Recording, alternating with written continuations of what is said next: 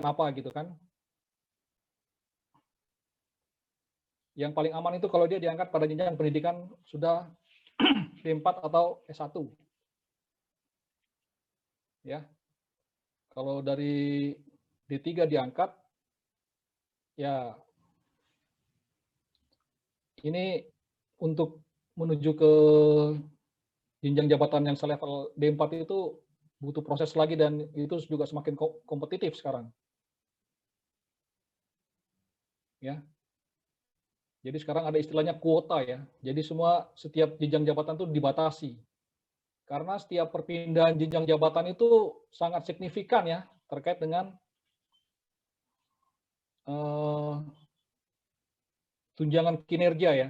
Nah, saya terus terang ya. Jadi tunjangan kinerja itu per jabatan fungsional pemeriksa itu sangat-sangat selisihnya sangat lumayan signifikan ya. Jadi sementara sekarang untuk berpindah jenjang jabatan itu ada proses yang namanya assessment dan itu untuk bisa lulus proses assessment itu kita berhadapan dengan kuota. Nah, supaya kita masuk kuota, kita harus nanti akan di ranking hasil assessment ya. Jadi kuota itu sesuai ranking ya. Jadi ranking misalnya kemarin saya cek terakhir itu cuma sudah ada edaran ya bahwa hanya assessment itu hanya akan meluluskan 100 orang misalnya, itu sudah ada itu, sudah seperti itu sekarang. Jadi nanti tinggal di ranking ya, 100 terbesar itu yang akan lolos. Ya. Ya, jadi semoga kalian setelah D3 ini ya berharap bisa dapat kesempatan ya, kalau misalnya mungkin ada D4 atau bisa S1 ya, S1 yang ini ya, yang dengan izin ya, jangan S1 sendiri ya, dengan izin belajar ya, baik mandiri ataupun tugas belajar ya. Nah, itu semoga sih ya, tapi tetap pilihan ya kalau kalian mau diangkat dari level D3 karena tetap banyak juga yang ingin cepat jadi fungsional ya. D1 pun banyak ya, D1 juga bisa diangkat. Baik, itu sekedar saya sampaikan update terakhir ya. Ya, banyak profesi lain ya di DJP, mau jadi penelah keberatan juga atau AR ya. Tapi tetap sebenarnya dalam suatu ekosistem DJP ya, pemeriksa pajak adalah paling topnya ya, paling di atas gitu loh. Dia pemakan segalanya lah. Karnivoranya itu adalah pemeriksa gitu kan. Jadi ilmunya APK kita harus tahu, ilmunya AR kita harus tahu ya sebagai pemeriksa ya. Ilmu apapun ya terkait dengan pajak itu harus dikuasai oleh pemeriksa gitu loh. Bahkan ilmu yang soft skill ya kayak komunikasi, negosiasi segala macam ya. Itu harus kita kuasai juga ya. Gimana kita misalnya menghadapi wajib pajak yang merengek-rengek misalnya ya, setelah kita periksa kok besar sekali ininya temuan pemeriksaannya, dia kan merengek-rengek itu, aduh saya nggak punya uang segala macam. Nah itu juga apakah kita orang perasa, nah nanti pengaruh tuh. Jadi banyak hal yang harus dipelajari ya, dan jangan pernah berhenti belajar ya sebagai pemeriksa.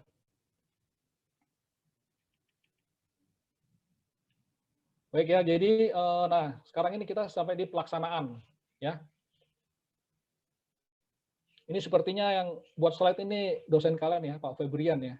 Itu saya juga pernah berkantor sama satu unit juga dengan beliau ini, Pak Febrian. Dia sebenarnya ahli IT dia ini ya. Oke, pelaksanaan ya. Sepertinya kita akan ada berapa nih? Ada 7 ya, 7 topik ya. Jangka waktu penyampaian ya, pertemuan, pemeriksaan, ya, peminjaman, kegiatan, apabila ada penolakan dan penyegelan ya. Jadi perlu diingat ya, kegiatan pemeriksaan ini sangat dekat dengan legalitas ya, dengan prosedur ya, dengan tata cara ya, dan semuanya punya implikasi hukum ya, dan implikasi yang itu kalau kita tidak hati-hati ya, bisa menjadi sia-sia hasil pemeriksaan kita karena bisa jadi hasil pemeriksaan kita dianggap tidak sah ya. Selalu yang dikedepankan itu yang terlebih dahulu formilnya dulu ya. Aspek formil dulu. Kalau aspek formil sudah clean, baru aspek material ya. Itu di dalam setiap jenjang ya. Entah di keberatan, pengadilan, pasti aspek material formil dulu baru material. Demikian juga di pemeriksaan.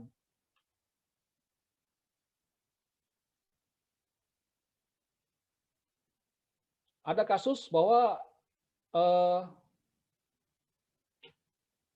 pemeriksaan itu digugat karena pemeriksa tidak menyampaikan surat perpanjangan jangka waktu pemeriksaan ya. Bayangkan cuma nggak menyampaikan surat perpanjangan jangka waktu pemeriksaan,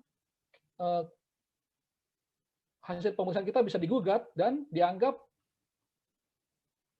dan bisa membatalkan hasilnya gitu loh ya. Ini sudah terjadi ya, sudah terjadi.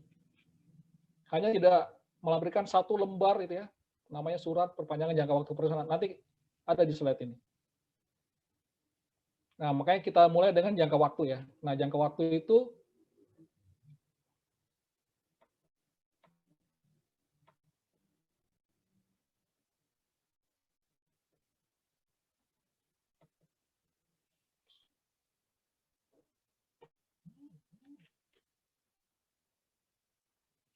oke, nah jangka waktu itu dibagi ya, dibedakan antara yang lapangan dengan kantor ya. Ya, dan yang namanya pemeriksaan itu terdiri dari jangka waktu pengujian ya dan jangka waktu pembahasan akhir dan pelaporan ya. Ya. Nah, kalau lapangan pengujian 6 bulan plus 2 bulan ya perpanjangan. Jangka waktu pembahasannya dan sampai laporan 2 bulan ya. Kalau kantor 4 plus 2. Untuk wajib pajak tertentu ya. Yang di KPP Migas ya. Dan transfer pricing itu bisa sampai lebih panjang lagi ya, bisa sampai total 2 tahun ya. Ada satu lagi ya, pemeriksaan bukti konkret yang dilakukan oleh petugas pemeriksa pajak. Itu cuma 1 bulan malah ya, karena itu data konkret dan biasa mungkin cuma satu jenis pajak.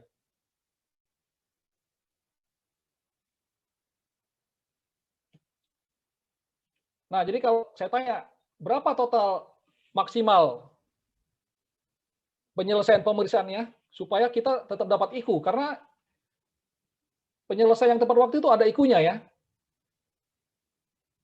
Indikator kinerja utamanya itu ada ya, namanya penyelesaian tepat waktu ya. Kalau full kita bisa selesaikan tepat waktu itu nilainya kita pemeriksa itu dapat 1 ya, 1 poin. Kalau terlambat cuma 0,8. Nah, kita tiap tahun ditarget nih, misalnya target IKU kita 4, ya berarti harus ada 4 yang tepat waktu. Nah, kalau misalnya dari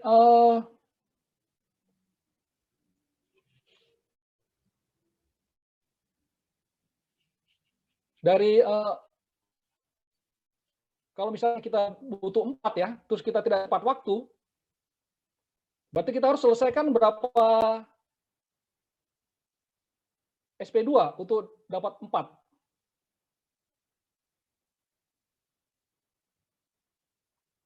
Ya.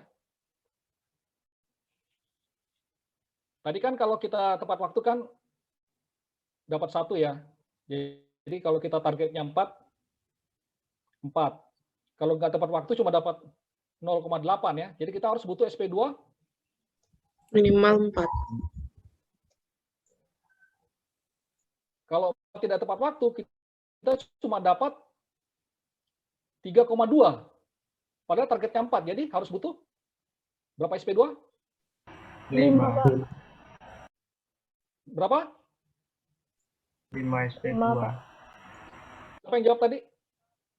5, betul ya. Butuh 5 kita ya. Karena 5 kali 0,8 itu sama dengan 4. Nah, jadi kita harus menyelesaikan lebih banyak SP2 ya. Dan ini penting ya, IQ ini penting ya untuk menilai kinerja kita gitu ya. Jadi pastikan kita bisa menyelesaikan pemeriksaan tepat waktu ya dalam jangka waktu maksimum berapa? 10 bulan ya untuk pemeriksaan lapangan ya. Sementara pemeriksaan kantor maksimum 8 bulan ya. Sementara di lapangan banyak SP2 yang berulang tahun ya. Berarti kalau berulang tahun 12 bulan ya, otomatis dia tidak akan mendapatkan IQ 1 ya, IQ 0,8. Ya. Nah, itu yang harus IQ 0,8 plus di marah-marahin sama bos kan. Ya. Dan sekarang Dirjen Pajak ini sangat concern dengan jangka waktu penyelesaian pemeriksaan ya, sudah diteliti katanya oleh Dirjen Pajak bahwa rata-rata pemeriksa itu menyelesaikan dalam jangka waktu 11 bulan. Ya. Rata-rata nasional itu 11 bulan katanya, dan ini sangat disayangkan ya, karena kita bayangkan selesai 11 bulan belum jadi SKP, belum diterbitkan, belum, kan ada wajib pajak kan dikasih kesempatan 1 bulan untuk membayar ya sebelum dikena denda gitu. Nah, itu mengkonversi itu jadi kas itu kan masih butuh waktu. Nah, ini yang mengapa concern itu harus semua itu harus diperhitungkan gitu kan. Jadi dalam 1 tahun itu diusahakan bisa selesai di bulan, maksimum bulan apa supaya bisa diakui di target penerimaan tahun 2020 misalnya, harus selesai di bulan November, ya kan? Jadi SKP terbit akan dibayar Desember. Karena kalau dibayar Januari sudah kena denda, ya. Oke, nah ini ya, tadi yang saya bilang data konkret ya 1 bulan ya, dan tidak bisa diperpanjang ya. Data konkret 1 bulan tidak bisa diperpanjang. Nah, perhatikan istilah kata-kata sejak ya. Biasa tuh kalau masalah waktu itu ada bahasa undang-undang itu, bahasa peraturan itu kalau nggak sejak, setelah ya. Nah, ini biasa ini tidak selalu sama, ada yang sejak, ada yang setelah ya. Nah, ini rata-rata ini pakai kata sejak nih ya. Nah, jadi kita harus berhitung argonya itu sejak ya, bukan setelah.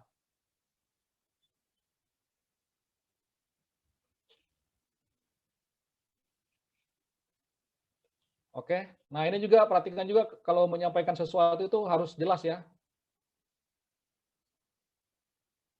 Wajib pajak, wakil, kuasa, pegawai ya, yang telah dewasa dan dari wajib pajak. Pegawai ini adalah pegawai tetap ya. Jadi diterima oleh Satpam, nah itu nanti bisa ada implikasinya ya, bisa dikena gugat juga kita karena bukan pegawai ya. Misalnya ini kalau penyampaian SPHP ya.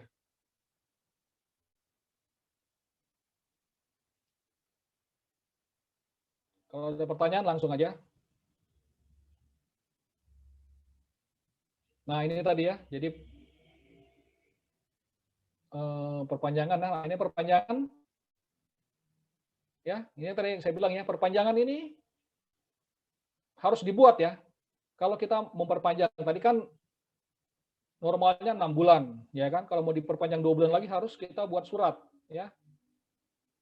Dan surat itu bentuknya surat yang ditujukan kepada wajib pajak ya, bukan ND ya, bukan ND kepada pegawai, tapi surat perpanjangan ditujukan kepada wajib pajak.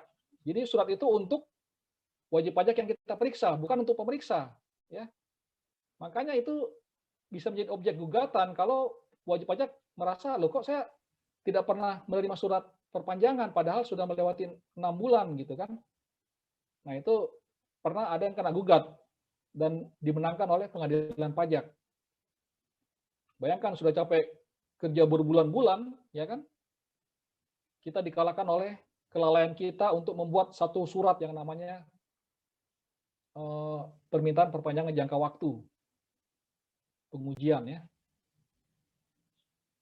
Nah ini ya, lapangan atau kantor 2 bulan, ini kalau kasus tertentu transfer pricing bisa nambah 18 bulan ya, grup 18 bulan ya. Tapi ini biasa jarang dikabulkan ini ya. Ini biasa tetap kita fokusnya ke cuma ditambah 2 bulan, sekalipun dia ada transfer pricing ya. Ini biasa jarang dipakai gitu kan. Karena terlalu lama ini.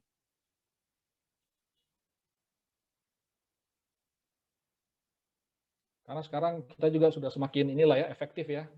Jadi transfer pricing pun juga kita sudah bisa dalam jangka waktu 8-10 bulan juga.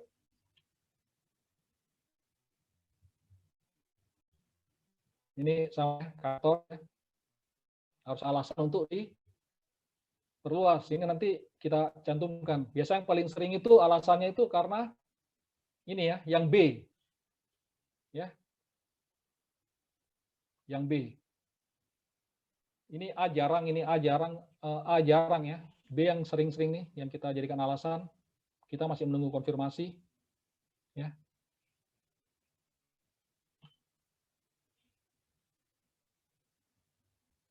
Nah, jangka waktu data konkret nggak bisa diperpanjang ya. Selesai nggak selesai harus diselesaikan.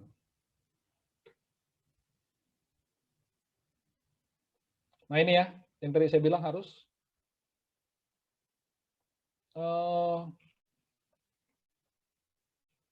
membuat surat perpanjangan ya, kepala UP2 ya, ditolak atau tidak ya, kecenderungan sih akan disetujui ya. Karena kalau tidak disetujui, terus gimana ya kan? SPHP belum siap dan harus diselesaikan ya.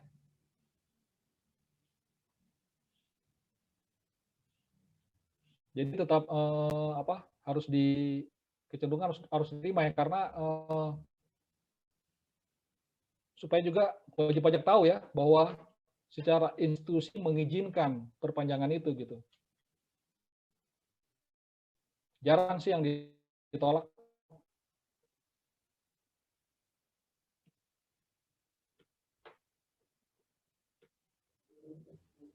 Baik, yang kedua masalah penyampaian ya, surat pemberitahuan ya. Ini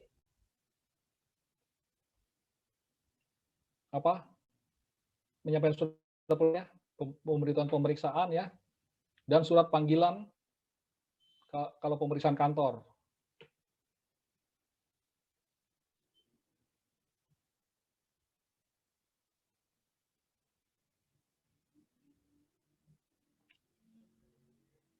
Ya, jadi kita pertama itu akan menyampaikan surat pemberitahuan pemeriksaan lapangan ya. Lalu nanti akan ada pertemuan dengan wajib pajak ya.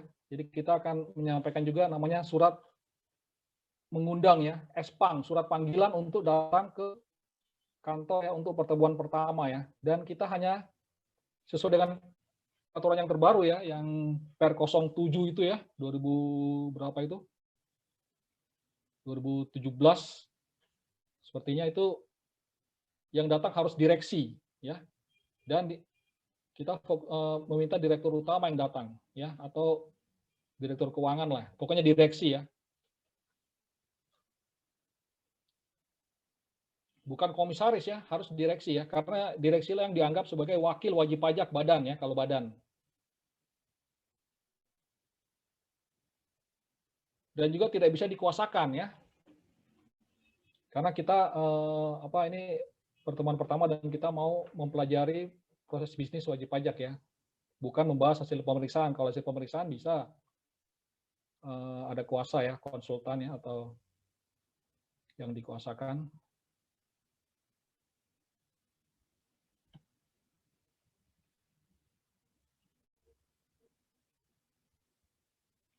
Dan juga ini ya, juga tahapannya itu nanti akan ada, setelah pertemuan itu nanti kita juga akan ada inspeksi lapangan ya, di nomor 9. Nah, ini ya tahapan dalam pelaksanaan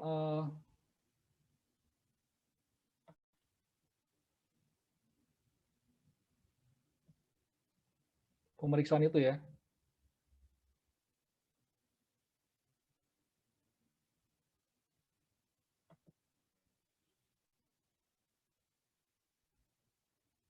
Jadi sejak kita pegang surat pemberitahuan pemeriksaan, sejak saat itulah ya, Argo pengujian yang 10 bulan itu dimulai ya, sejak pemberitahuan pemeriksaan lapangan disampaikan ya.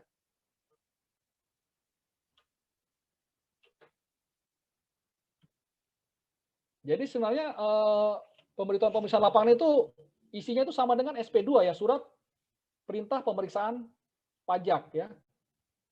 Hanya kalau SP2 itu kita tidak sampaikan ke wajib pajak, hanya diperlihatkan ya. Jadi jangan sampai kita menyampaikan ya, entah fotokopi atau apa ke wajib pajak, tapi kita perlihatkan. Kalau wajib pajak mau fotokopi ya silahkan ya, tapi bukan karena kita berikan gitu kan. Yang kita berikan ya, yang asli itu adalah surat pemberitahuan pemeriksaan lapangan ya. Yang secara format sih isinya semua isi SP2 ada di situ gitu ya. Hanya harus secara ini ya, formal harus di formatnya berbeda itunya.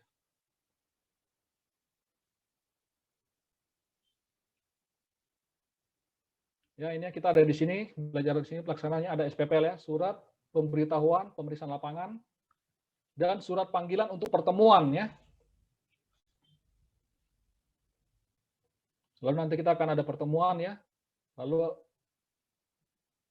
setelah pertemuan kita di sini bisa membahas juga, nanti kita mau inspeksi ya. Jadi mungkin sekarang sudah kurang lazim kita yang namanya surprise audit ya.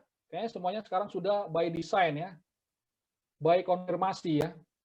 Kita kulon dulu ya. Telepon dulu mau datang segala macam ya, karena ya semua ada zamannya ya. Mungkin dulu waktu kalau kalian pernah dengar yang namanya Karikpa ya, ada unit yang namanya Karikpa, kantor pemeriksaan pajak ya, sebelum lebur semua ke KPP Pratama, Karikpa dihilangkan, itu masih dikenal namanya surprise audit. Kita nggak bilang-bilang, tiba-tiba kita sudah datang di lokasi wajib pajak pabrik, ya, langsung kita minta buku, kita langsung bawa. Nah, sekarang itu ternyata bukan zamannya lagi ya, karena sekarang pun niat baik itu bisa disalahartikan gitu. Hal-hal yang sesuai prosedur pun bisa dimanipulasi ya, bahkan bisa dikriminalisasi gitu kan. Sekarang orang sudah banyak akal ya. Mereka tinggal panggil lawyer gitu kan. Lawyernya men-set up kiri kanan, dia bisa memperkarakan ya sesuai dengan keinginan kliennya gitu kan. Nah, jadi sekarang kita lebih soft ya. Jadi ini sebelum ini nih sebenarnya surprise audit itu masih ya. Tapi mungkin kalian belum masuk D3 ya. Jadi dulu ada kasus pemeriksa pajak gitu kan. Tertangkap basah ya. Entah apa kasusnya dulu. Entah ada operasi tangkap tangan atau apa ya. Intinya seperti itulah ya, mengarah kepada integritas ya. Nah, lalu setelah itu seluruh fungsional se-Indonesia dikumpulkan ya. Dulu masih waktu Dirjen Pajak itu Pak Ken. Dikumpulkan di kantor pusat ya. Nah, dikumpulkan di kantor pusat, diberikan arahan lah. Jangan terjadi lagi hal ini. Nah, habis ada pengarahan itu, terbitlah Per 07 itu ya, 2017 itu. Ya. Bahwa sekarang kita semua harus serba formil ya, pakai surat menyurat untuk ketemu, dan istilah surprise audit dikesampingkan dulu gitu kan. Nah, itu yang terjadi sampai sekarang ya. Jadi pemeriksaan itu bersifat dinamis ya. Jadi kalian nanti ya harus menyesuaikan juga gitu ya, kalau sudah bisa terjun nanti ya. Mungkin juga kalian akan menjadi petugas pemeriksa pajak sebelum jadi fungsional. Nah, itu sebenarnya teknik-teknik petugas pemeriksa pajak juga sudah akan mengadopsi ya. Itu bagus juga itu sebagai tempat untuk kalian try out ya, untuk nanti bisa menjadi fungsional pemeriksa pajak gitu. Ya ini semua ya, sampai nanti ada pembahasan ya Dan kalau sudah kita terbitkan surat pemberitahuan pemeriksaan lapangan ini, wajib pajak sudah tidak bisa membetulkan SPT, ya. Jadi sudah ditutup itu pembetulan SPT. Hanya memang di lapangan bagian penerimaan SPT biasa kan tidak mengecek tuh ya kan. Nah, entah sekarang sudah dibuat nggak sistemnya untuk ada warning ya, early warning system ya, supaya itu dia akan ada apa gitu loh. Kalau ada yang betulin SPT dia sudah diperiksa, ya. Karena memang kita akan masukkan tanggal SP2 diterima ya, tanggal pemberitahuan pemeriksaan lapangan itu akan kita masukkan ke dalam sistem. Ya, mungkin sekarang sudah dibuat sistem untuk memitigasi itu ya, supaya tidak terjadi pembetulan SPT. Nah, jadi menyampaikan surat pemberitahuan pemeriksaan ini tadi saya sampaikan ya bisa disampaikan langsung ya melalui pos atau faksimile ya. Tidak boleh di email. Ya. Kalau pos harus pos tercatat yang bisa di tracking ya. Tidak boleh di email. Hanya fax dan pos atau sampaikan langsung ya. Nah, pernah kejadian tuh, ya kan? Di Jakarta nih. Apa? Wajib pajak kita mau kirim fax ini Bu untuk ada ini surat kami mau sampaikan. Ditanya, ya udah kita bilang ini ada terkait dengan pemeriksaan. Langsung setelah kita ngomong pemeriksaan, langsung dia ngomong, waduh Pak, maaf Pak, faxnya rusak. Ya. Wah, faxnya rusak Pak. Nah, udah. Kita tunggu 2 hari,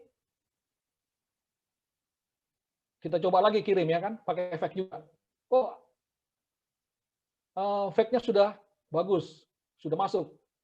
Ternyata dalam 2 hari itu dia betulin SPT. Ya.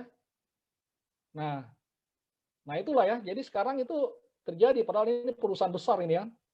Dalam 2 hari itu dia langsung betulkan SPT-nya, ya.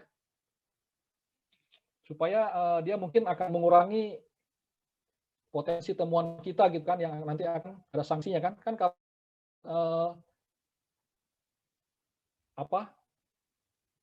SPT kan dia bisa angkat ininya lah ya, kalau kurang bayarnya pun sedikit, tapi mungkin dia bisa betulin biayanya ya kan, atau omsetnya diangkat sedikit ya. Nah itu yang terjadi ya kan. Nah tapi tetap sehingga, nah kalau dia nggak bisa betulin SPT, lalu nanti dia bisa menggunakan ini ya, pengungkapan ketidakbenaran ya. Ini gantinya kalau dia tidak bisa betulin SPT kalau sudah terima surat pemberitahuan pemeriksaan, ini mengacu ke pasal 8 ayat 4 ya, ayat 4 Undang-Undang KUP. Jadi dengan formulir dengan apa? Bukan dengan SPT dia pengungkapan ketidakbenaran, tapi ini ada sanksinya sudah 50% ini ya. Nah, ini biasa yang dihindari ya. Mereka nggak mau di sini, mereka mau betulin SPT.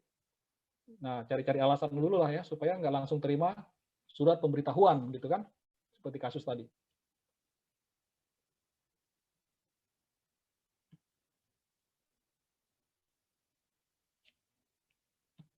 Gimana? Seru nggak jadi pemeriksa nih? Kayaknya seru, Pak. Wah, seru ya Donella ya. Kejar-kejaran sama waktu ya, Pak? Oh, sangat-sangat ya. Berkejaran dengan waktu. Dan juga ini ya,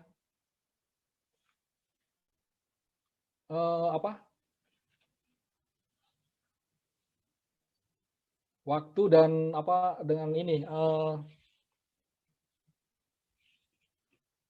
masalah kecermatan dan ketelitian gitu kan. Biasa kan kalau kita buru-buru kan jadinya kan, karena ini kan nanti kalau kalian belajar KKP, LHP itu kan itu link semua gitu kan, di Excel di-linkkan semua gitu ya. Nanti juga kalian di UTS itu ada itu nanti kan. Kayaknya kalau nggak salah itu ada itu soal kasus ya, sudah itu terkait dengan pemeriksaan itu. Ya. Nah, jadi kalau link itu kan bisa, kalau nggak cermat atau kita terburu-buru bisa ada yang linknya salah ngambil, kita kan terus terbongkar semuanya gitu loh. Ya, nah itu yang suka jadinya bikin panik kita gitu kan. Ternyata kok angkanya sudah berubah nih, sudah nggak sesuai dengan sebelumnya gitu kan. Linknya sudah terbongkar, ya link di Excel itu gitu. Ya. Jadi memang salah satu kendala ya yang membuat itu terjadi ya, itu karena yang memang masih banyak kelemahan ya sekarang ini, masih terjadi itu masih belum double check, triple check. Nah, seperti itu ya. Jadi itu yang sekarang kalau di tempat saya sih sudah kita ini ya, sosialisasikan supaya terjadi mekanisme double check bahkan triple check ya, supaya kualitas pemeriksaan itu bisa terjaga ya. Nah, ini yang saya bilang tadi Per 07 2017 ya. Ini yang dibuat ya gara-gara ada kasus yang saya ceritakan tadi gitu loh.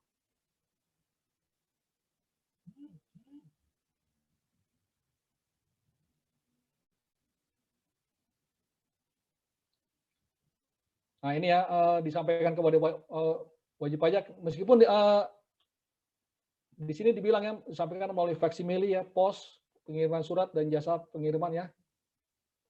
Tapi sering kita juga langsung menyampaikan langsung ya. Menyampaikan langsung ya. Karena saya pernah baca di apa ya, masalah apa? Alat untuk menyampaikan ini ya. Menurut hakim ya, misalnya kayak pos gitu ya. Itu substansinya kan biasanya kan harus pos tercatat ya. Tapi ternyata ada juga pakai pos kilat khusus ya. Kalau biasa orang pemeriksa itu kan kilat khusus Pak, bukan tercatat karena beda kan ya kilat khusus dengan tercatat, tapi biasa itu diabaikan alasan-alasan seperti itu ya. Intinya bagaimana surat itu sampai ya. Hanya memang kalau kayak di email itu jangan ya, di email jangan ya.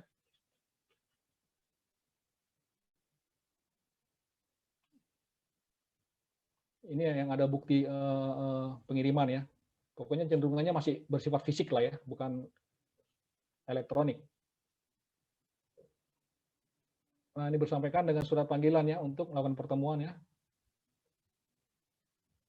Dan ada konfirmasi ya. Ini konfirmasinya saja oke lewat email ya atau saluran telepon, tapi kalau suratnya itu harus disampaikan dengan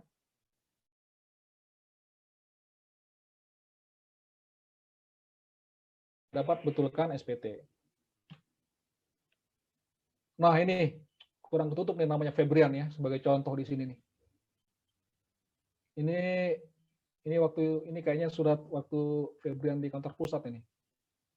Ya, ada pemberitahuan pemeriksaan lapangan ya. Nah, inilah isinya itu ya. Isi surat pemberitahuan pemeriksaan lapangan itu bentuknya seperti ini. Ya. Ada tim pemeriksa. Ini ada nama wajib pajak ya. Ada tujuan pemeriksaannya, menguji kepatuhan atau nanti ada tujuan lain ya. Ini tujuan apa? Ada dua tujuan kan, tujuan menguji kepatuhan dan tujuan lain. Ya, ini yang nanti arahnya akan menerbitkan SKP ya. Nah, nanti di sini wajib pajak akan tanda terima ya.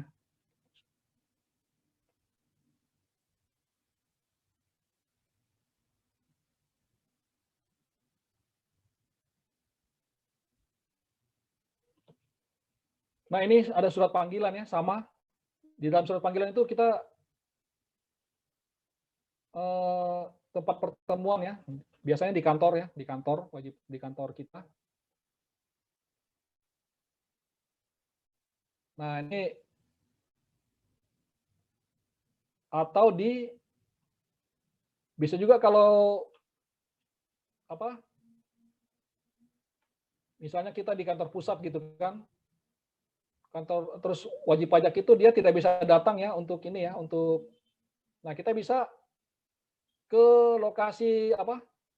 Kota tempat wajib pajak, tapi kita akan pinjam tempat di kantor KPP setempat gitu ya. Nah, kalau sekarang ini kan sudah nggak bisa tuh ya, pasti akan disuruh Zoom kita sekarang, ya kan? Kalau nggak bisa bertemu langsung akan disuruh Zoom ya. Nah, kalau dulu itu bisa seperti itu. Di dalam surat panggilan itu kita juga sudah menyertakan ya, ini buku catatan dokumen sementara yang harus dibawa oleh wajib pajak. Ini masih yang sementara ya, belum yang detail ya.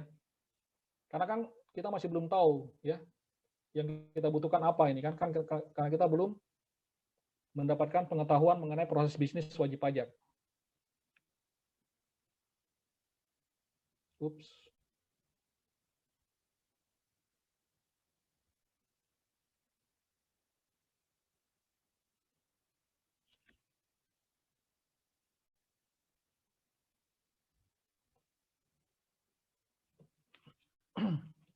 Nah ini ya, pemanggilan ini kalau kantor. Ya ini yang tadi. Ini kalau ini surat panggilannya ya. Tadi surat SPPL-nya ya, surat pemberitahuan pemisahan lapangan, ini surat panggilannya ya. Jadi kita tentukan di sini. Nah ini ditutup ya. Ini harus direksi di sini ya. Saudara direksi, saudara siapa? Kalau bisa disebutkan namanya. Ya. Kan di lampiran 5 SPT badan kan sudah ada nama direksi ya, bisa kita sebutkan di situ ya. Biasa juga sih kita telepon dulu nih, siapa nama direksinya, ya. Siapa tahu sudah berubah.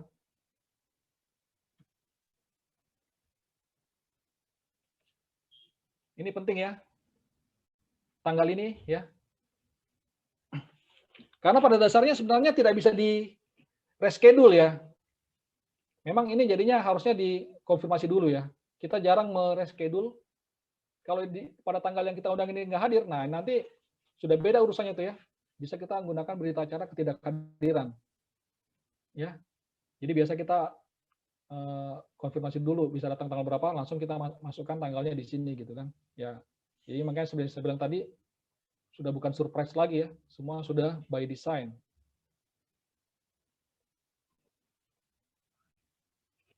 Ya ini kalau kantor sama ya. Nah, sekarang ngapain aja waktu kita bertemu ya. Jadi pada waktu bertemu ada ruang khusus, ada rekam suara, ada video ya. Ini semakin ke sini dulu waktu 2017 itu sejak ada kasus itu ini intens diawasin ya, tapi semakin ke sini juga semakin longgar juga ini. Ya, sudah nggak dicek lagi nih ya, tapi kita tetap merekam ya. Kalau kita merekam tetap. Tapi kecenderungan cuma audio ya. Kita rekam audio. Ya kalau video kan ya kita mungkin sayang space-nya ya. Kalau kita gunakan space handphone atau apa untuk ini, kalau perekam suara kan nggak terlalu ini.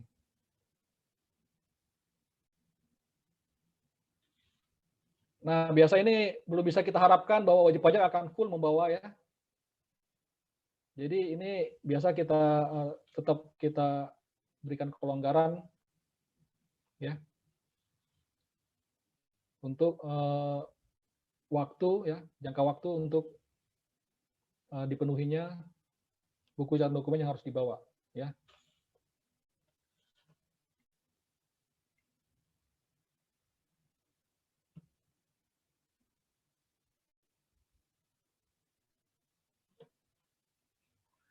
Nah ini ya, jadi kalau badan itu dia harus dihadiri oleh wakil ya. Yang namanya wakil itu ya, untuk WP badan itu harus direksi ya.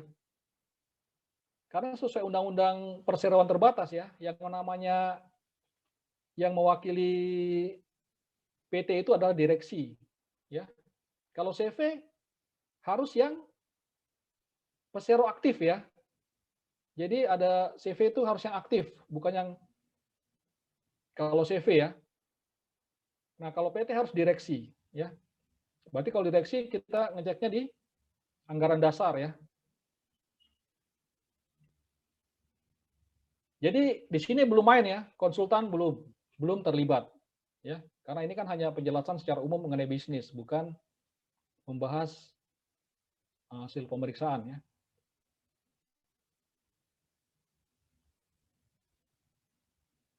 Tapi oleh orang yang ngerti ya, yang mungkin pegawainya siapa gitu itu bisa didampingi ya. Nah, kalau WP orang pribadi ya yang bersangkutan ya. Atau ahli waris. Kalau anak belum dewasa ya, pakai wali ya. Sekarang udah banyak juga kan. Apa-apa dinamakan anaknya gitu kan. Wajib pajak anak yang sudah punya penghasilan ya.